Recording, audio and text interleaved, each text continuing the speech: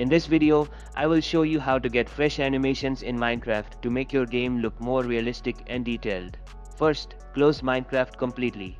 Then open any web browser. I'll use Chrome, but any browser works. Search for Fresh Animations Minecraft and head to the CursorForge website. Once you're there, click on the Files tab and download the latest version that matches your Minecraft version. Just press the three dots next to the version you want and hit Download File.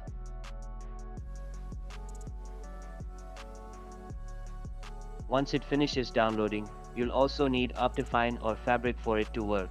Optifine is easier to set up, while Fabric is better if you plan to use multiple mods. Let's use Optifine for this guide. Search for Optifine, go to the official site, and click Downloads at the top. Find the version that matches your Minecraft version and click Download. You'll see an ad page. Wait a few seconds and click Skip, then press the download button on the next page. Once Optifine is downloaded, open your Downloads folder.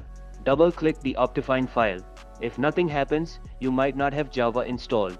In that case, go to java.com and download Java for desktops, then install it like any other program.